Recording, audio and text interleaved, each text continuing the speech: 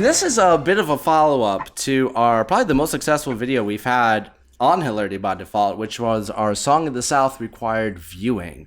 Now, as Uh-oh. many of you are aware of, the big news recently was Splash Mountain at Disney World and Disneyland is going to be rethemed to Princess and the Frog from its original Song of the South theming.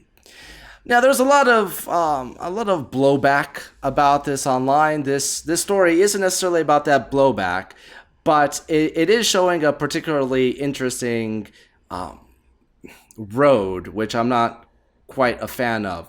WDW News Today reports breaking Zip-a-Dee-Doo-Dah song quietly removed from Disneyland Resort music loops ahead of Splash Mountain closure.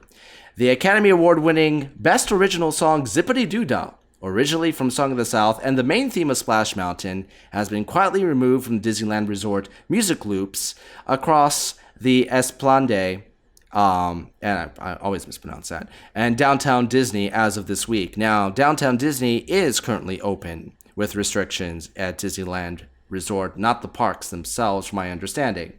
The song was typically played between the Frozen medley and the Ballad of Davy Crockett, but no longer plays with the rest of the loop. Many fans have wondered how the attraction will be retconned from the parks in the wake of Splash Mountain's announced retheme to Princess the Frog. And while merchandise sales keep going strong at Walt Disney World, it seems Disneyland has made the first step in erasing the attraction from the overall park experience.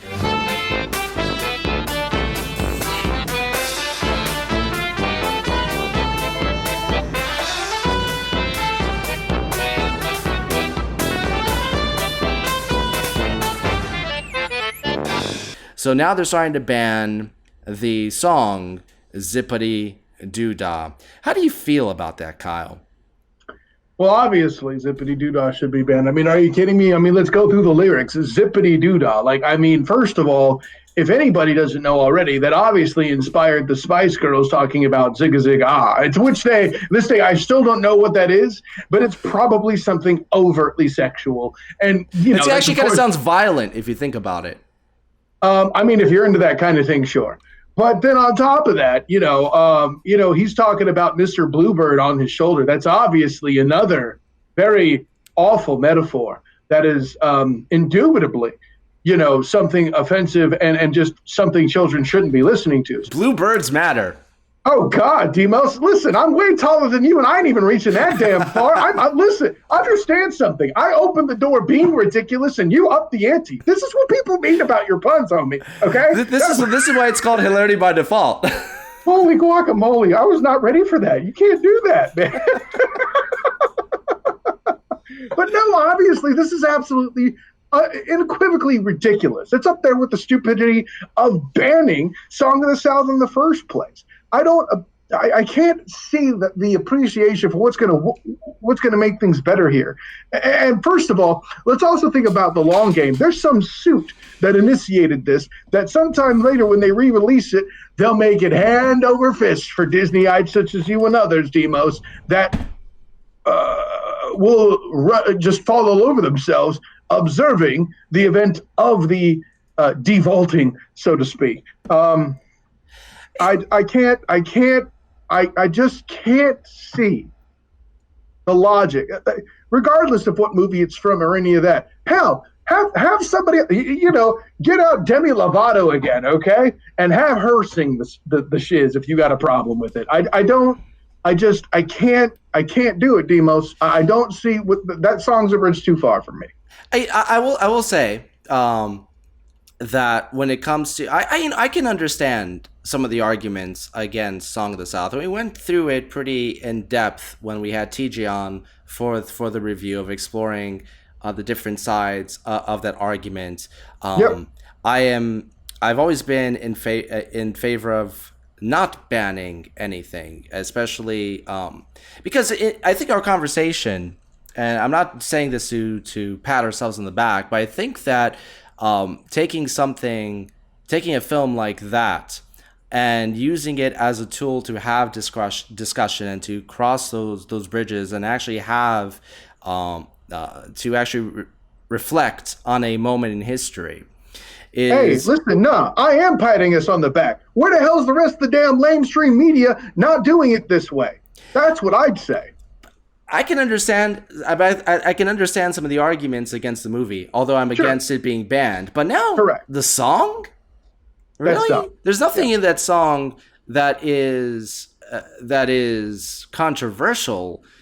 Although the song itself does have some unique origins. It was particularly inspired by a Dixieland song in the early 1800s that was called Zip, and I can't say the second word. I will say it's raccoon without the raw. So there was some inspiration for that song that came from a bad place, but they redid it and they made it something that is more accessible. The song was actually, that original song that I mentioned was set to the tune of Turkey in the Straw. The biggest note of inspiration was a chorus that used nonsense words that started with zip and ended with day. So there are some similarities there. Although that song also used the word Google quite a bit often. So heck, if you wanna get rid of Zip-a-Dee-Doo-Dah, let's get rid of Google because it's connected. Oh boy, here we go. Connected to something. At day's end, here's the way I interpret what you're telling me is that the effort was already made to improve history, and they're still not happy, right? Well, that's the thing, though. Once again, yeah, that's one point of view, but the other point of view is it made me do some research and discover something about that early period of history and the folklore and the music and race relations at the time through music that I never would have discovered if I never had access to this song. I honestly think, once again, that it should be utilized as a teaching tool. Not that I'm advocating for any of the messages or the harsh messages from that original song. Quite far from it. I despise it, but I think it's important that the history and the knowledge from the existence of the song persists to this day, so we can learn from it. Stephanie says, those who don't learn from the past are doomed to repeat it. Of which Jim says, I'd agree. There's got to be some kind of monument to remember these terrible things. I mean, Steph's right. If you don't learn from the past, you will repeat it. Erasing it doesn't make it better. Charlie says, exactly. Charlie says, hey, I love that ride. Splash Mountain, I have to say, is in my top 3 rides at Disney. It's all right. I dig it. I love that ride. I love the length of that ride to begin with. When you're going to wait 2.5 hours for a ride and you end up with a 16.5-minute throw ride, that's how you do it. And on top of that, all the animatronics, of which apparently are my brethren now, the ride is chock full of them. It's a very immersive environment. A lot of the new Disney rides annoy me because they're full of screens, like huge TV screens and projections. You know, it doesn't make me feel like I'm interacting with these environments. It makes me feel like I'm watching a TV screen. It's a cheaper way to do it, and that's what scares me about the Princess and the Frog redo. One of the things that scares me is that it's going to end up being very screen heavy because it's less expensive, it's cheaper, and unfortunately, at the end, it kind of detracts from the story that is being told. And the whole point of the ride is that you feel like you're part of this story. You're in the environment. It's like you're stepping through that screen into a real world. It makes it much more visceral and much more exciting. So I would also add, Demos, that in the case of a retrofit like this, that only increases the likelihood of a screen utilization. I would imagine it's far more convenient to do as well, right? Yeah. Less expensive and cheaper. Wow. Yeah. Quite the wordsmith over there. No.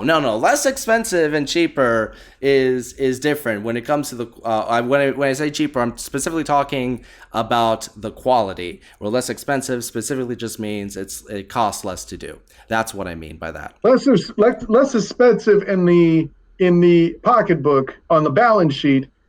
Cheap as far as the aesthetic. That's what he's going for, ladies and gentlemen. Walt is rolling in his grave, says Stephanie. He would be if he wasn't cremated. I think he was. Some people say he was frozen. Let it go, Demos. Exactly.